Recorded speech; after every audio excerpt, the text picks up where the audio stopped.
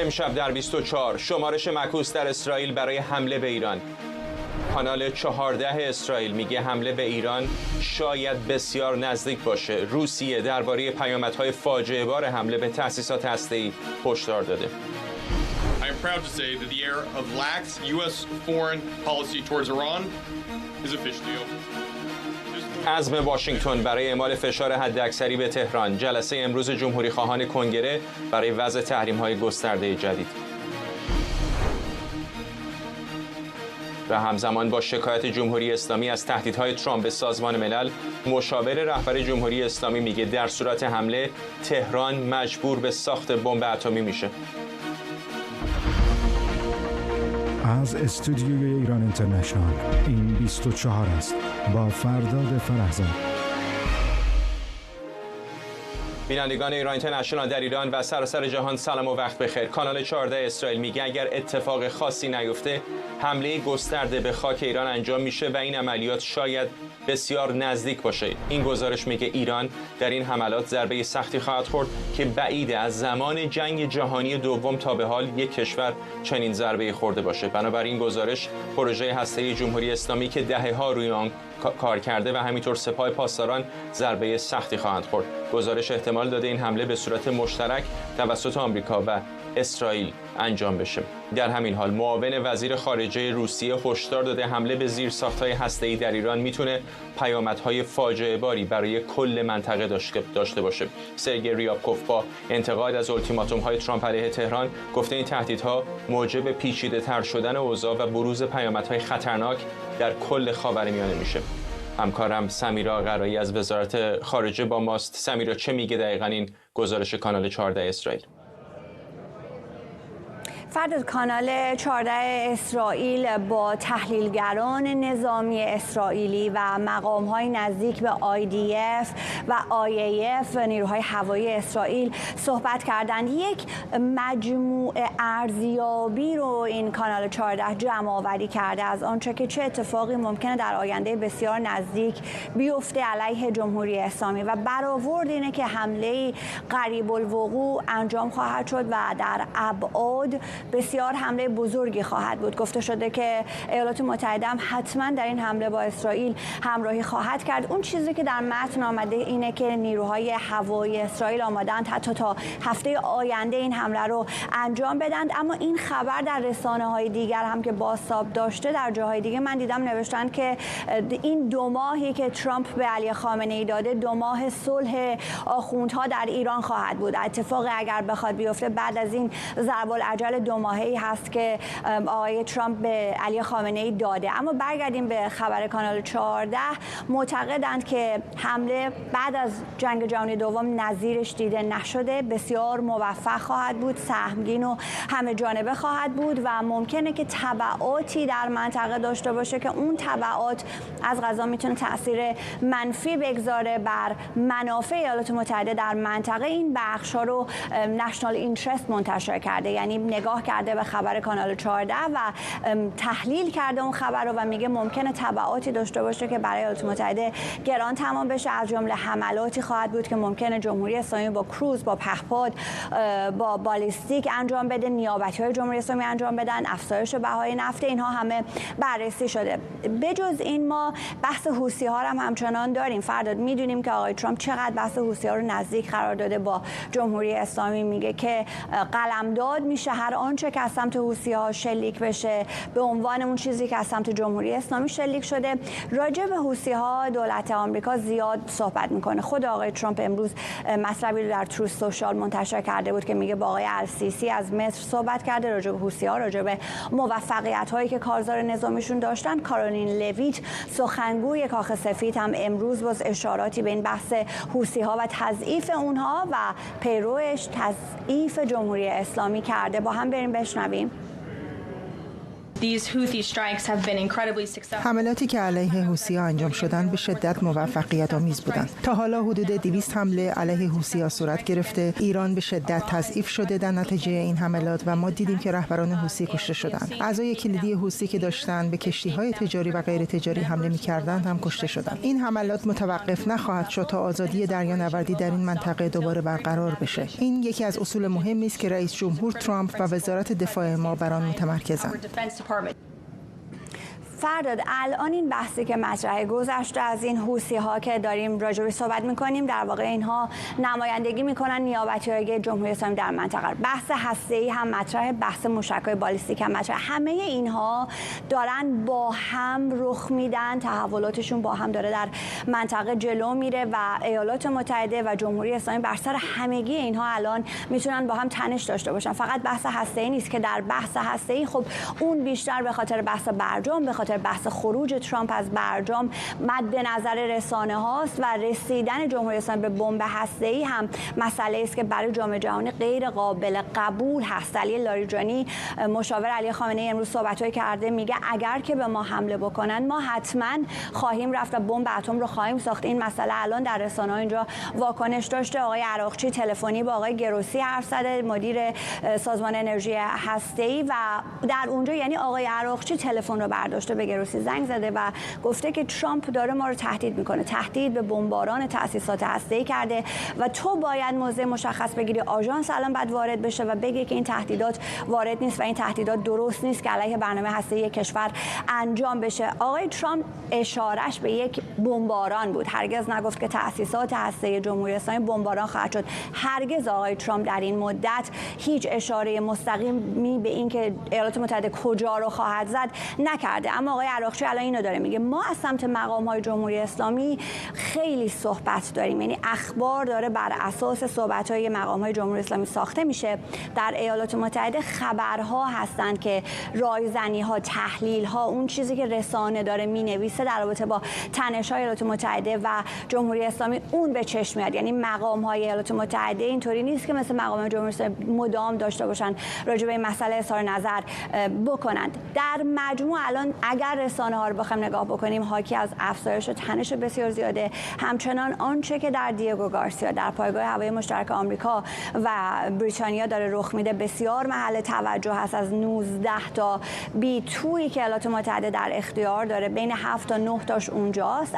بهشون میگن ارواح آسمانی به خاطر اون پنهانکاری که دارند. اون رو رسانه‌ها خیلی دارند مد نظر قرار میدن برای اینکه بخوان بگن یک حمله قریب الوقوع خواهد بود، ایالات متحده حتما حضوری خواهد داشت، کمکی خواهد کرد در رابطه با این بمباران، اگر که حالا اسرائیل بخواد انجام بده یا خود ایالات متحده. اون B2 رو الان رسانه‌ها بسیار جدی دارند جلوش میدن. از سمت جمهوری اسلامی هم شنیدیم دیروز که معتقد بودن اتفاقا باید دیگو گارسیا رو بزنن، یک پیام روشن بخوان با این کار به ترامپ بدن. دیگو گارسیا برای جمهوری اسلامی دهه هاست که هدفه، یعنی از زمانی که اون عملیات نجات رو می‌خواستن انجام بدن برای آزادسازی گروگان‌های آمریکایی در سفارت آمریکا در ایران در بدو انقلاب، اون زمان از دیگو گارسیا ایالات متحده استفاده کرد در جنگ افغانستان، در جنگ عراق، در جنگ خلیج فارس. همیشه جمهوری اسلامی دنبال این بوده که یک فرصتی داشته باشه دیگو گارسیا رو بزنه، ولی ابزار لازم و موشکی که این برج رو داشته باشه در اختیار نداره. فرداد، ممنونم از تو همکارم سمیرا قرایی از وزارت خارجه آمریکا. همکاران دارن اشاره میکنن که همین الان که داریم صحبت میکنیم در کنگره آمریکا هم جلسه ویژه جمهوری خواهان برای وضع تحریم‌های گسترده علیه ایران در جریان. اجازه بدید برای لحظاتی به کنگره آمریکا بریم و صحبت‌های نماینده لاره رو با هم بشنویم. اما حتی زمانی که پهپادهای ایران به روسیه علیه اوکراین کمک می‌کردند یا به خاک اسرائیل حمله می‌کردند یا جان سربازان آمریکایی رو می‌گرفتند، رژیم بایدن دولت بایدن همچنان کار زیادی در برابر ایران نکرد. در نتیجه سیاست بایدن الان ایران دست باز داره تا موشک‌های دوربرد و پهپاد خودش رو بدون هیچ گونه محدودیتی تولید کنه. سیاست‌های بایدن در قبال ایران پراکنده، آشفته و سردرگم بودند. از جمله یکی از نتایج اون رو در اردن دیدیم، جایی که 3 سرباز آمریکایی به دست نیروهای ایرانی کشته شدند. خیلی روشنه که دولت بایدن عامدانه و آشکارا سر باز زد از پیاده کردن تحریم‌ها علیه ایران و این منطقه رو به آشوب کشید. سطحی بی سابقه از قاچاق نفت ایران به چین رو شاهد بودیم در طول دولت بایدن و این اجازه داد که سپاه پاسداران فعالیت‌های شهرورانه خودش رو تامین مالی کنه. مماشات با تروریست‌ها به جایی نمیرسه. بنابراین من خیلی خرسندم که پرزیدنت ترامپ سیاست آمریکا در قبال ایران رو دوباره به مسیر درست خودش هدایت کرده. سیاست درست فشار حداکثری رو از سر گرفته. از زمان خب بخشی از صحبت‌های نماینده مایک لالر رو می‌دیدید از ایالت نیویورک. بن سبتی، پژوهشگر ایران اسرائیل از تل‌آویو و فرزین ندیمی، تحلیلگر امور دفاعی امنیتی در مؤسسه واشنگتن از همین شهر به ما پیوستن. آقای ندیمی، با شما شروع می‌کنم. می‌خوام برگردم به این گزارش کانال 14 اسرائیل که میگه اگر اتفاق خاصی نیفته حمله علیه ایران صورت خواهد گرفت که احتمالاً از زمان جنگ جهانی دوم به این سو بی‌سابقه بوده. برای اینکه محتوا بهش بدیم، از زمان جنگ جهانی دوم جنگ کره رو داشتیم، جنگ ویتنام رو داشتیم، جنگ اول و دوم خلیج فارس رو داشتیم، جنگ ایران و عراق رو داشتیم. چقدر به نظرتون اینها لفاظی‌های سیاسی و فضاسازی رسانه‌ای، چقدر به نظرتون ارزیابی واقع گرایانه از آنچه که ممکن اتفاق بیفته؟ بله، از نظر تاریخی به نظر من یک ارزیابی درستی هستش، برای اینکه اگر یک روزی ایالات متحده و اسرائیل مستقیم وارد جنگ با ایران بشن، یک عملیات بسیار گسترده‌ای خواهد بود، به خاطر اینکه ایران از توان نظامی خیلی بیشتری از تمام کشورهایی که اشاره کردین برخوردار هست در شرایط فعلی، حتی عراق سال 1991، به خاطر اینکه توان پدافند هوایی ایران، گستردگی پدافند هوایی ایران شاید بشه گفت که خیلی زیاد هست. بسیاری از تأسیسات نظامی ایران مستحکم شده و زیر زمین هستش. امکانات موشکی ایران بسیار بیشتر از عراق سال 91 است. عراق سال 91 تعداد موشک‌های اسکاد که برخی از اونها بردش رو زیاد کرده بود به اسرائیل شلیک کرد. 47 موشک اسکاد به اسرائیل شلیک کرد، ولی خسارات جزئی به وجود آورد. فقط یک نفر جونش رو از دست داد. و موشک‌هایی هم که به عربستان شلیک کرده بود، یک موشک شانسی به یک آسایشگاه، یک پادگان در آقای ندیم، ببخشید حرفتون رو قطع می‌کنم. اگر حرفتون رو درست متوجه شده باشم، پس تصور شما این هستش که اگر رویارویی صورت بگیره فقط محدود به بمباران تأسیسات هسته ایران نخواهد بود، یک جنگ تمام عیار به بزرگی جنگ‌هایی که از جنگ جهانی دوم به این سو دیدیم خواهد شد. من نمیتونم با قطعیت بگم که از شروع یک عملیات بسیار گسترده جنگی خواهد بود، به خاطر اینکه ممکنه تصمیم گرفته بشه که حملات محدودی در ابتدا انجام بگیره، ولی در واکنش به اقدام ایران مراحل بعدی انجام بشه یا تصمیم گرفته بشه که انجام بشه. ممکن هستش که تصمیم بگیرن از همون ابتدا یک عملیات بسیار گسترده‌ای رو شروع بکنن که شامل پدافند هوایی ایران و شامل پایگاه‌های موشک‌های زمین به زمین ایران و فرماندهی و کنترل ایران بشه تا جلوی پاسخ ایران رو بگیرن. به هر حال فرماندهان و رهبران سیاسی و نظامی ایران چندین بار گفتند که هر گونه پاسخ ایران بسیار سریع و قاطع و ویرانگر از این حرفا خواهد بود. بنابراین هرچند که ممکنه برخی از اینها لفاظی باشه، ولی احتمال واقعی بودن اونها هم هست، چون به همون اندازه که حمله بعدی اسرائیل و آمریکا به ایران میتونه بسیار گسترده‌تر و موثرتر باشه، پاسخ موشکی ایران هم میتونه بسیار گسترده‌تر و موثرتر باشه. و اگر واقعا تصمیم بر این باشه که اقدام توان هسته‌ای و توان نظامی ایران به طور گسترده ضعیف بشه، باید روی این موضوع هم فکر بشه و باید پایگاه‌های موشکی ایران هم بهش حمله بشه و این یک توانایی بسیار بزرگ نظامی نیازمندش هستش که صرفاً با 7 یا 9 فروند B2 امکان پذیر نیست رفعش و باید اسکادران‌های بسیار بیشتری نیروی هوایی آمریکا به منطقه بفرسته. بله B-52 و B-1 میتونن از خود خاک آمریکا هم پرواز بکنن، مأموریت انجام بدن، حالا چه مأموریت جنگی محدود باشه و چه بسیار گسترده. ولی به نظر من اگر یکی از نشانه‌هایی که میشه نتیجه گرفت که حمله بسیار گسترده‌ای در پیش خواهد بود اینه که تعداد اسکادرون‌های بیشتری از F-16 ها و F-15 ها و F-22 ها و F-35 ها به منطقه اعزام بشن تا هم توان دفاعی رو بالاتر ببرن و هم توان تهاجمی رو. آقای سبتی، اگر واقعا این چیزی که کانال 14 اسرائیل داره تصویر میکنه واقع بینانه باشه، بدون شک پای اسرائیل رو به شدت درگیر خواهد کرد. اسرائیل همین الان هم هزینه بسیار سنگینی داره میده، هرچند دست بالای نظامی رو داره در جنگ غزه، اما اگر واقعا یک آتش گسترده تری به پا بشه که منطقه رو بخواد تحت تاثیر قرار بده، چقدر به نظرتون در خود اسرائیل آمادگی چنین رویارویی الان وجود داره؟ ببینید، اولا در مورد کانال 14 اسرائیل اینو من باید بگم که این خبر بیخود از اونجا نیامده، چون کانال 14 امروز نزدیکترین کانال تلویزیونی و شاید رسانه‌ای که در اسرائیل هست به دولت اسرائیل. خیلی چیزها در ماه‌های اخیر اونجا پخش شده که بعداً واقعاً به وقوع پیوسته. مثلا همین چند هفته اخیر یک مفسری که با آقای نتانیاهو نزدیک است گفت در 2-3 روز آینده رئیس شباک اخراج میشه و همینطور هم شد. پس این مسئله میتونه واقعاً جدی باشه از نظر واقعیت این خبر، ولی خب در اون عمقش، در اون داغیش، حالا مثل جنگ جهانی خواهد بود یا نه، این دیگه میتونه مثلا یک رنگ بیشتر داشته باشه یا رنگ کمتر. اما از نظر اینکه تا چه حد آماده هستن و تا چه حد جدی هست اسرائیل در چند ماه اخیر به نتیجه رسیده و هم در خیلی از صحنه‌ها این مسئله گفته شده که اسرائیل کار این رژیم رو تصمیم گرفته که باید تموم کنه، چون امسال سال سرنوشت ساز هست. دست پروکسی ها، دست حزب الله، حماس، دیگر نیروهای نیابتی جمهوری اسلامی خیلی کوتاه‌تر شده. درسته ما 1.5 سال در جنگ هستیم، ولی در واقع ورق برگشته تا حد زیادی به نفع اسرائیل. ضرر زیادی خورده اسرائیل از نظر مالی، اقتصادی، جان مردم. در همون روز شوم 7 اکتبر بیشترین صدمه رو خورد، ولی بعداً ورق برگشت و سران اون پراکسی ها رو که از بین بردن فهمیدن که باید مقصد بعدی رو، هدف بعدی رو روی سران جمهوری اسلامی، روی سران سپاه پاسداران و کسانی که واقعاً کلید و فرمان این نظام رو در دست دارن، اونجا رو باید هدف بگیرن. تأسیسات خودشون رو به کار نمیندازن و ما میدونیم که جمهوری اسلامی وقتی یک ضربه میخوره فرداش 2 برابرش رو میتونه، اگر ضربه فقط فیزیکی باشه 2 برابرش رو میتونه انجام بده. اما اگر اون مغز متفکر کنار بره، اون مثل قاسم سلیمانی، مثل کسان دیگه‌ای که بودن، اون مسئله میتونه خیلی جمهوری اسلامی رو به عقب ببره، حتی به حد تضعیف، در حالی که حتی مردم ایران بتونن یک عکس العملی نشون بدن.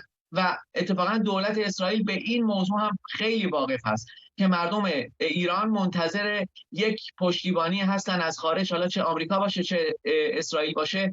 و در ماه‌های اخیر ما میشنویم صدای مردم ایران رو هم که چقدر روی اسرائیل هم تکیه میکنن در این مورد. و از نظر آمادگی داخل اسرائیل دیگه در این 1.5 سال مردم اسرائیل آبدیده شدن از نظر پناهگاه ها، از نظر آماده بودن. همینطور قدرت پوشالی، من واقعا میشه اینو گفت، بعد از 2 حمله جمهوری اسلامی قدرت پوشالی جمهوری اسلامی رو دیدن که همه واقعا خنثی شد، غیر از خسارات جزئی مسئله پیش نیومد. برای همین الان واقعا مردم این و هم دولت این چند ماه نزدیک رو واقعا سرنوشت ساز میدونن برای اینکه کار رو با جمهوری اسلامی یکسره کنن.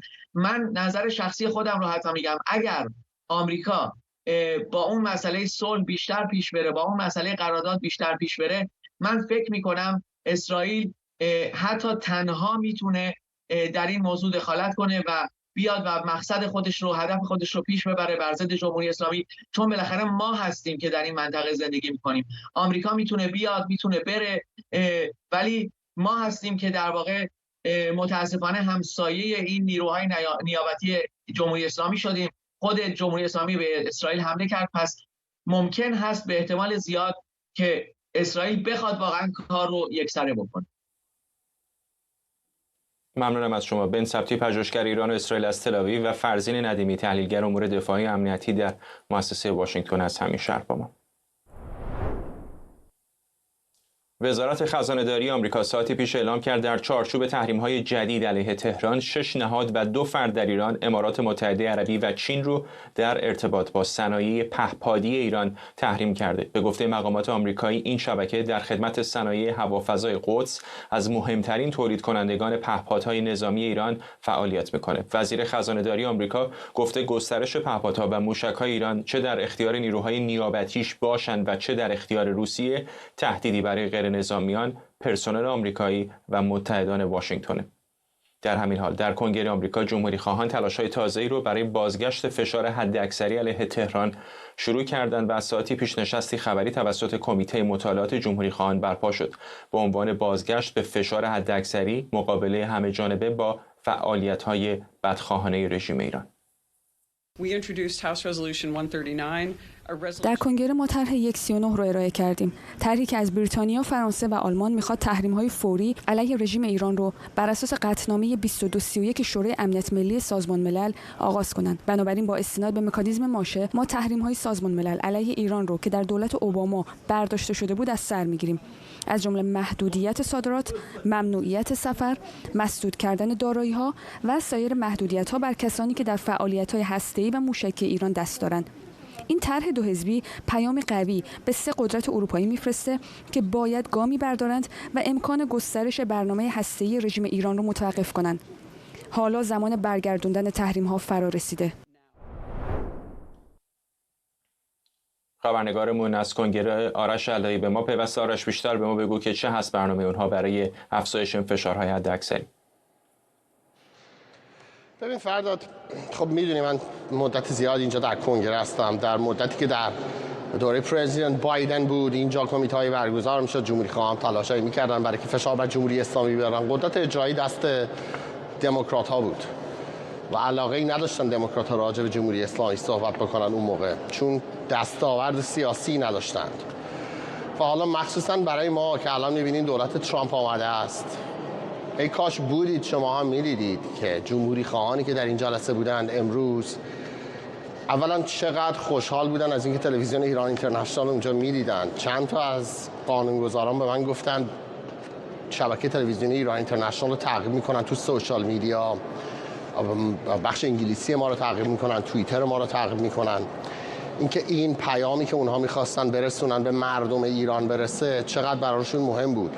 تو پاسخاشون ای کاش بودید و می‌شنیدید چند بار مردم ایران رو آوردن، اسم مردم ایران رو آوردن، چند بار اسم فارسی زبانان دنیا رو آوردند که در واقع اون عقبه ایرانیان واقعی هستند در اون کشور. چند بار صحبت از این کردن که میخوان برن سراغ دمادستگاه آیت الله خامنه ای، برن سراغ بیت رهبری. نه تنها میخوان برن، این یک لیست که جمهوری خواهان منتشر کردن در این جلسه 10 تا دونه طرح مختلف بوده است فرداد که در طول 3 سال گذشته دولت بایدن حاضر نبود اجرا بکنه. بعضی از ایناش واقعا، بعضی از این طرح‌ها واقعا طرح‌هایی بوده است که قبلا در قانون هم وجود داشته، دولت بایدن اجرا نمی‌کرده است. اما امروز جمهوری خواهان به اون چیزایی که اشاره کردند که اجرا دارد می‌شود، یعنی از امروز این طرح رو دادن جمهوری خواها میرود در کنگره در بخش‌های مختلف میره دست بخش اجرایی، میره دست کاخ سفید که اجرا بکنن. یه بخشایش رو من میخونم. یه بخشش مربوط میشود به اون معافیت‌هایی که برای خریداران گاز، خریداران برق جمهوری اسلامی در نظر میگرفتن، به خصوص عراق. اون معافیت‌ها دیگه رفته است. دیگه رئیس جمهوری آمریکا یا وزیر امور خارجه اجازه ندارد بخواهد معافیت بنویسد برای کشور دیگه برای خریدهایی که میخوان از جمهوری اسلامی انجام بدهد. یه بخش دیگه که وجود دارد برمیگردد به اینکه توانایی‌های جمهوری اسلامی در ساخت پهپادها رو از بین ببرد. اون تحریم‌هایی هم که شما اعلام کردید خزانه‌داری گذاشته است، بیشترش بر شرکت‌هایی هستند که اینا شرکت‌های خارجی ان، هنگ کنگ، چین، هندن. در دوره بایدن کمتر می‌دیدیم دولت بایدن برود سمت این شرکت‌های خارجی بخواد اونها رو تحریم کند. بیشتر شرکت‌های داخلی بودن یا بعضی از شرکت‌هایی که در امارات حالا مثلا کار اینکه بخواهند ترابری اینها رو انجام بدن. و بنابراین امروز وقتی من ازشون سوال پرسیدم در مورد صحبت‌هایی که در تهران است، صحبت‌هایی که علی خامنه‌ای کرده است، گفته است که اینها همه شعار است و دولت آمریکا می‌خواهد تحریم‌ها رو بیشتر کند تا فشار رو بیشتر کند، 5 نفر از اون جمهوری‌خواهان یکی اومدن جلوی دوربین و به این یک سوال من پاسخ دادن. به بخش‌هایی از پاسخ یکی از این جمهوری‌خواهان آقای جو ویلسون گوش کنید.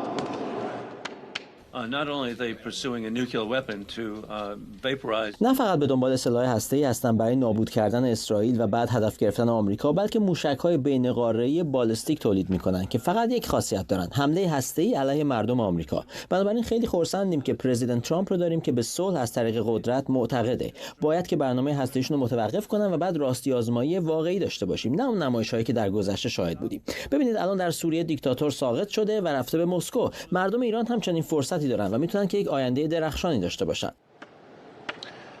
و این قانونگذاری که دیدید آقای جو ویلسون بود، یکی از قانونگذارانی که به شدت مخالف جمهوری اسلامی است و هر بار راجع به مردم ایران صحبت میکند. من رو که میبینم یک بخشایی که از صحبت‌هایی که امروز انجام شد در مورد توانایی‌هایی بود که دولت آمریکا دارد، توانایی‌های نظامی. من وقتی پرسیدم از قانونگذاران، گفتم در تهران یک زمزمه‌هایی هست، میگویند دفتر علی خامنه‌ای میگوید موشک پرت کنید سمت دیگو گارسیا، پایگاه آمریکایی.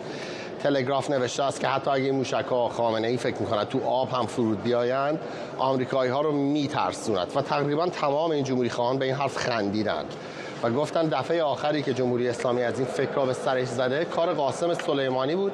گفتن از آیت الله بره از قاسم سلیمانی بپرسه. از آیت الله خواستن بره از قاسم سلیمانی بپرسه اینکه نتیجه این که بخوان به نیروهای آمریکایی حمله کنند چه خواهد شد. همشون پشت سر ترامپ بودند جمهوری خواهان. من حتی در مورد افرادی که خیلی خواهان تغییر رژیم هم بودند، خبرنگارای دیگه پرسیدن، گفتن آیا این طرحهایی که شما ارائه میدهید به خاطر تغییر رژیم در ایران است؟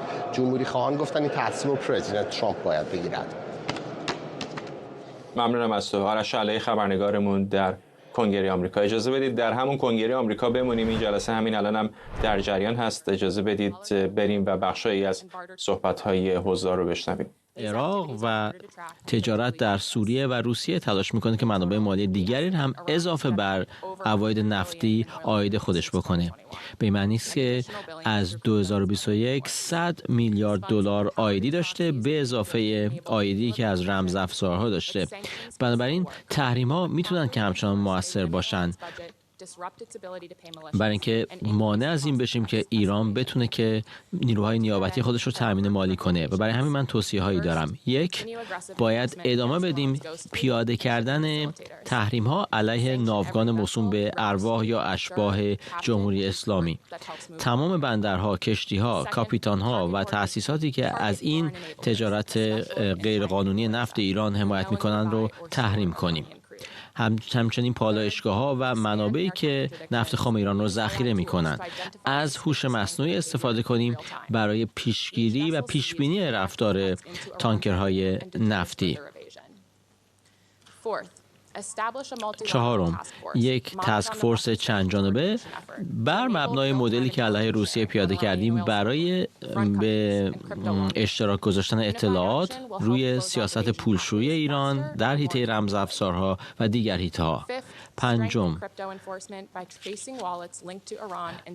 والت هایی که به ایران مرتبط هستند در حیطه رمزافزارها رو شناسایی کنیم و آنها رو هم تحریم کنیم. هر نیروی خارجی که مبادله و تراکنش داشته باشه با سپاه پاسداران یا نیروهای نیابتیش باید تحریم بشن. خلاصه بگیم در خاتمه ایران نمیتونه ادامه بده به تهدید همسایگانش، ادامه برنامه هسته‌ایش و تامین مالی تروریست ها بدون اینکه عواقبی متوجهش باشه. بهترین ابزار ما گرفتن منبع مالی از ایران برای ادامه فعالیت‌های شرارانش. متشکرم. ممنونم از خانم جانگمن و حالا خانم استرول برای نطق آغاز نشد. شاهین سمیعی، کارشناس امنیت ملی از استودیوی ما در واشنگتن دی سی به ما پیوسته. آقای سمیعی، چطور می‌بینید؟ از یک طرف گزارش کانال 14 اسرائیل رو داریم که اگر اتفاقی صورت نگیره احتمال داره جنگی بزرگتر از هر جنگ دیگری از زمان جنگ جهانی دوم تا به امروز رو ایران شاهد باشه. از طرف دیگه الان می‌بینیم در کنگره آمریکا فشارهای تحریمی حداکثری علیه تهران داره به سطح بی سابقه‌ای میرسه. با عرض ادب خدمت شما جناب فرزاد گرامی و مردم شریف و عزیز ایران. ببینید مسئله‌ای که اتفاق داره میفته، در حال حاضر جمهوری اسلامی عمق فاجعه رو درک نمیکنه. از یک طرف علی خامنه‌ای میاد میگه نه جنگی نخواهد شد، به ما کاری نخواهند داشت. از اون طرف علی لاریجانی میاد میگه که اگر که همین منوال بخواد پیش بره ما هم راهی نداریم به جز اینکه بریم به سمت موشک‌های هسته‌ای و نیروهای هسته‌ای. یعنی در حقیقت جناب فرزاد اینا مشکلی که دارن واقعیت رو نمیتونن درک بکنن. ببینید در حال حاضر اسرائیل نه فقط آمادگی بلکه علاقه‌مندی به یکسره کردن کار مسئله هسته‌ای جمهوری اسلامی رو داره. از طرف دیگه ایالات متحده نه فقط علاقه‌مندی بلکه نیازمندی به این رو هم داره برای اینکه یک بار برای همیشه بتونه از شر معضل جمهوری اسلامی رد بشه و بتونه به سایر مسائل بین‌المللی بپردازه. به مانند چی؟ به مانند چیزی که براشون مهمتره و حیاتی‌تره خاتمه دادن به جنگ اوکراین. به مانند چی؟ به مانند اینکه امریکا بتونه مقابل چین در بیاد. اما اون چی که ما امروز در کنگره امریکا هم دیدیم و دوست خوبمون جناب علایی اشاره فرمودن، نمایندگان جمهوری خواه در حقیقت اون چیزهایی که آقای ترامپ آمد در فرمان امنیت ملی خودش اعلام کرد تقریبا 40 روز 45 روز پیش، اونها رو میخوان به صورت لایحه در بیارن و در مجلس بگذرونن. وقتی از مجلس بگذره و به امضای رئیس جمهور برسه دیگه به مانند فرمانهای اجرایی نیست که یک رئیس جمهور دیگری بیاد بخواد اونها رو از بین ببره. پس در حقیقت همه گونه پیچ و مهره ها بر علیه جمهوری اسلامی داره سفت میشه و جمهوری اسلامی یا نمیبینه یا عمدن داره خودش رو میزنه به کوچه علی چپ. ممنونم از شما شاهین سمی، کارشناس امنیت ملی از استودیوی ما در واشنگتن دی سی. نماینده ایران در سازمان ملل تهدیدهای دونالد ترامپ درباره بمباران ایران رو نقض فاحش حقوق بین الملل خونده و هشدار داده تهران به هر گونه تجاوز نظامی قاطعانه پاسخ خواهد داد. امیر سعید ایروانی در نامه‌ای به شورای امنیت و دبیر کل سازمان ملل درباره تهدیدهای اخیر ترامپ گفته مسئولیت عواقب هر اقدام خصمانه متوجه واشنگتن. پیش از این دونالد ترامپ گفته بود برای حل اختلافات با تهران دیپلماسی رو ترجیح میده. در تهران مشاور علی خامنه‌ای میگه اگر آمریکا یا اسرائیل به بهانه برنامه هسته‌ای ایران رو بمباران کنند، تهران ممکنه به سمت تولید بمب اتمی بره. علی لاریجانی در مصاحبه‌ای با صدا و سیما گفته فشارهای خارجی میتونه توجیه ساخت سلاح هسته‌ای باشه. این اظهارات در حالیه که یک مقام ارشد ایرانی از احتمال حمله پیش دستانه به پایگاه دیگو گارسیا خبر داده و بنابر گزارش‌ها از ایران فشار فرماندهان نظامی جمهوری اسلامی برای تغییر استراتژی هسته‌ای حکومت شدت گرفته. جابر رجبی تحلیلگر سیاسی و شهرام خلدی پژوهشگر تاریخ خاورمیانه و روابط بین‌الملل از آنتاریو با ما هستن. آقای خلدی، الان که شرایط به این حد بغرنج رسیده چقدر فکر میکنید که ممکنه واقعا ایران به سمت ساخت بمب اتمی بره؟ خدمتتون درود میفرستم جناب فرزاد گرامی و خدمت جناب رجبی و همه مخاطبان ایران اینترنشنال. بقیه من از تقریبا پارسال همین موقع که آقای کمال خرازی یکی از اولین کسانی بودند که این تهدید رو به صورت علنی مطرح کردن که اون به اصطلاح فتوا قابل بازنگری هست در مورد نداشتن سلاح‌های کشتار جمعی و ایران این گزینه رو باید در نظر بگیره، ما الان به مرحله رسیدیم که بر اساس همونجوری که من فکر می‌کنم شما مستحضر هستید و خیلی از همکارای من معتقدند، ما به مرحله رسیدیم که داره جمهوری اسلامی خودش رو آماده میکنه برای اینکه به پله 8 در واقع نردبان تنش برسونه خودش رو و با توجه به اینکه ما فاصله چندانی نداریم از نظر بوروکراسی که باید طی بشه برای یک قطعنامه‌ای که خواهان بازگرداندن کامل تحریم ها بشه و اینکه در ما تقریبا میشه گفت یه فاصله 7 ماه 8 ماهه داریم تا اینکه بخواد شورای امنیت قطعنامه 2231 رو جلوگیری بکنه از در واقع منقضی شدنش، به نظر من میرسه که این تهدید رو با توجه به اونچه که جمهوری اسلامی در سابقش داره باید جدی گرفت و ممکن هست که در واقع یک اجماعی در حال شکل‌گیری باشه برای اینکه اتفاقاً برخلاف اون چیزی که عقل سلیم حکم میکنه دستیابی به چند در واقع جنگ افزار اتمی بتونه به اینها یک عرض کنم به حضورتون برگی رو بده برای چانه زنی بیشتر با آقای ترامپ. ولی به نظر من بر اساس همون قانون پیامدهای پیش بینی نشده این دقیقاً مثل تف سربالا عمل خواهد کرد و آقای ترامپ، ایالات متحده و اسرائیل خودشون را از نظر سلاح‌های متعارف با توجه به مسائلی که در دیرگو گارسیا و اسرائیل آمادگی که در اسرائیل وجود دارن به پله 7 میرسونن تا پله 10 برای ضربه متعارف به تأسیسات هسته‌ای جمهوری اسلامی ما فاصله کمی داریم در واقع. آقای رجایی، به نظر میرسه که لحظه بزرگ تصمیم گیری الان فرا رسیده، یعنی یا جمهوری اسلامی باید با مذاکره برنامه هسته‌ایش رو دست کم بخش نظامیش رو کنار بذاره، یا احتمالاً اونطوری که طرفای آمریکایی و اسرائیلی میگن بمباران خواهد شد. آیا الان لحظه تصمیم گیری برای ساخت سلاح هسته‌ای توسط رهبر ایران نیست؟ چون اگر الان تصمیم نگیره دیگه به نظر نمیرسه که زمان دیگری داشته باشه. درود جناب فرداد فرهزاد. یه نکته وجود داره، بذارید واقعا نگران باشیم دیگه. ببینید جمهوری اسلامی خب این همه موضوع هسته‌ای رو درست نکرده بود که مثلا شما فکر کنید واقعا برای برق نبوده، که اگه بود که الان اصلا وضع شرایط این نبود. از روز اول تصمیم برای سلاح هسته‌ای بوده. اعتقاد دارم یک روز عملی خامنه ای از ساختن سلاح هسته‌ای فکرش کنار نذاشت، بس فقط این دنبال یک وقتی بود که بخواد اون رو انجام بده. اما یک مسئله وجود داره. ببینید اشتباه محاسباتی، شرایطی که جمهوری اسلامی الان درش یعنی قرار گرفته، اون اشتباه محاسباتیه، اون خود بزرگبینیه که جمهوری اسلامی فکر میکرد که مثلا دیگه الان میتونه با حرف، با تهدید، با اینها بتونه یک تغییر معادلات رو تغییر بده.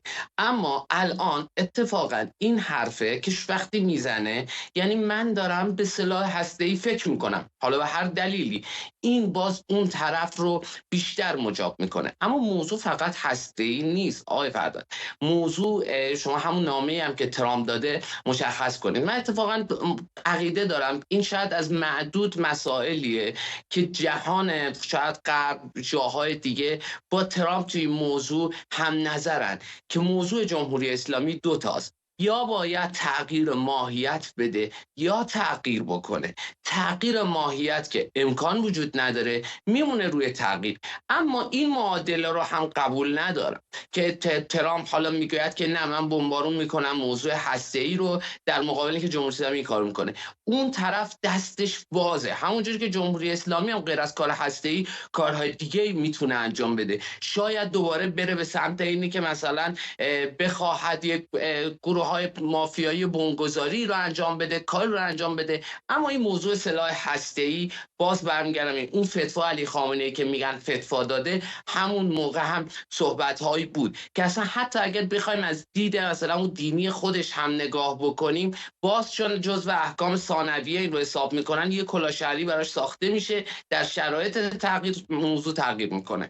اما این مسئله رو هم دقت داشته باشید. موضوع جمهوری اسلامی به عنوان یک خطر، هر شکلی که اینجور این حرف‌ها رو میزنن، ببینید رو حرف لاریجانی زیاد حساب میشه. یعنی مثلا اگر فلان فرمانده سپاه حرف میزنه، حالا شاید خیلی روش حساب نشه، بگن داره چیز میکنه، اما وقتی لاریجانی یا کسانی در اون سطح حرف میزنن، دنیا دقت میکنه به این حرفه، میگن پس خودشون دارن راست میگن، در یک شرایطی به بمب اتم فکر میکنن. وقتی این بمب اتم رو میگویند که فکر میکنیم در هر شرایطی، یعنی دارن به دنیا میگویند که خطر بالقوه ما بالفعل میشه و این عمل جراحی باید انجام بشه. حالا نوع عمل جراحی دیگه شاید فرق بکنه.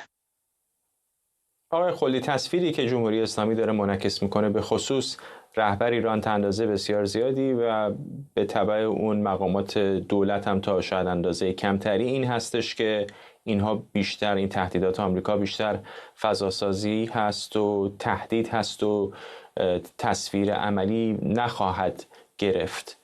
آیا ممکن است واقعا بسیاری از تحلیلگران و رسانه‌هایی که الان دارن فکر میکنن اگر توافقی صورت نگیره، جنگ بزرگی صورت میگیره، دارن اشتباه میکنن و واقعا جمهوری اسلامی داره یک زاویه‌ای رو میبینه که الزاماً مابقی نمیبینن؟ خب مسئله که وجود داره این هستش که متاسفانه ما هممون، یعنی همه صاحب نظرها، بر اساس سابقه‌ای که از جنگ سرد باقی مونده، واقعا مدلی که بر اساسش قضاوت میکنن طرف مقابل رو یا بر اساس نظریه بازی هاست یا بر اساس نظریه گزینش خردمندانه یا عقل گرایانه هست، rational choice theory، که همه اینها شکل‌های مختلفی از مدل‌های رفتاری هستند. موضوع این هستش که جمهوری اسلامی از هیچ کدوم از این مدل‌ها رهبرانش تأثیر نمی‌کنند و متاسفانه لابی جمهوری اسلامی در این چندین سال گذشته، به خصوص از دوره آقای اوباما، خیلی با قدرت اومدش گفتش که ببینید شما چجوری اینا توی قطعنامه 598 مثل یه rational actor، مثل یک بازیگر عاقل، بازیگر خردورز اومدن رفتار کردن، قطعنامه 598 رو پذیرفتن برای اینکه به حیات خودشون ادامه بدن. این در واقع خط و مشی استدلالی کماکان وجود داره. چیزی که وجود داره این هستش که حتی اگر فرض کنیم که اینها عقلگراترین بازیگر هم بودن در صحنه بین‌المللی، عقلگراترین بازیگر هم مرتکب اشتباه میشه. همونجوری که خروشچف نزدیک بود مرتکب اشتباه بشه درباره اون نگرشی که، اون انتظاری که داشت از واکنشی که دولت آقای کندی نسبت به گذاشتن موشک‌های هسته‌ای توی کوبا نشون میده. وقتی که شما فکر میکنید که بازی که درش هستید یک بازی رو کمکانی هست و به خودتون، من در اینجا دارم مشخصا درباره سید علی خامنه‌ای صحبت میکنم، به خودتون دارید اطمینان میدید که دارید از موضع برتر عمل میکنید و طرفتون هرگز نمیاد مرتکب اون عمل بشه، داره بلوف میزنه، همونجوری که در خطبه‌های خامنه‌ای ملحوظ بود. این رو فراموش میکنید که یک ناو هواپیمابر آمریکایی فقط برای اینکه شناور بمونه دست کم ماهی 7-8 میلیون دلار باید خرج بشه برای اینکه شناورش نگه داشت. حالا شما این رو در نظر بگیرید، همین عملیاتی که در یمن انجام شد دست کم چیزی بود 100 میلیون دلار خرج برداشته برای ایالات متحده آمریکا. این 540 روزی که دولت آقای بایدن اومد در یک مرحله یک زیردریایی اتمی 2 تا ناو هواپیمابر رو آورد، بیشتر از 1 میلیارد دلار خرج گذاشت روی دسته ایالات متحده آمریکا. چیزی که خامنه‌ای درک نمیکنه این هستش که دونالد ترامپ چرتکه داره میندازه برای هر سنتی که خرج میکنه برای اینکه جمهوری اسلامی رو وادار بکنه بیاره سر میز مذاکره. و وقتی که دونالد ترامپ میگه که من امیدوارم مجبور نشم این کار رو بکنم، این لزوما به خاطر انزواگرایی نیست، به خاطر نفوذ آقای ونس نیست، به خاطر این هستش که دونالد ترامپ میدونه که اگر بخواد این ضربه زده بشه دست کم مالیات دهنده آمریکایی و بودجه آمریکایی میره چیزی حدود 600-700 میلیون دلار. این برای دونالد ترامپ مسئله مهمی هست. بنابراین باید هدف ترامپ این هستش که با کمترین هزینه خامنه‌ای رو وادار بکنه که بیاد سر میز مذاکره و اگر خامنه‌ای این کارو نکنه بی هیچ تردید دونالد ترامپ رفتار تحقیرآمیز خامنه‌ای رو تحمل نخواهد کرد و اون 500-600 میلیون دلار رو برای اینکه دروازه‌های جهنم رو به روی جمهوری اسلامی باز بکنه خرج خواهد کرد. توی صحبت‌های قبلی هم این مطرح شد به وسیله دیگر همکاران و بقیه من. کار از اشتباهات محاسباتی گذشته. موضوع این هستش که طرف جمهوری اسلامی دچار یک توهم مالی خولیایی و تحت تاثیر بقیه من روانگردان‌های متأثر از قدرت شده. ممنونم از هر دوی شما آقایان. دوست داشتم این بحث رو ادامه بدیم ولی متاسفانه داریم به لحظات پایانی برنامه میرسیم. جابر رجبی تحلیلگر سیاسی و شهرام خلدی پژوهشگر تاریخ خاورمیانه و روابط بین‌الملل از آنتاریو، ممنونم از هر دوی شما. و ممنونم از شما که بیننده برنامه 24 امشب بودید. همونطور که بهتون گفتم در کنگره آمریکا جمهوری خواهان در حال بررسی فشارهای بیشتر علیه تهران هستند. اگر همکارانم بتونن برنامه رو با همین تصاویر زنده از کنگره به پایان میبریم. So the greatest challenge is that you cannot bomb away knowledge. Iran has mastered the cycle of nuclear fuel enrichment, and we know, based on intelligence community reporting in an unclassified manner, that they are undertaking the activities to position themselves to go across the threshold and weaponize.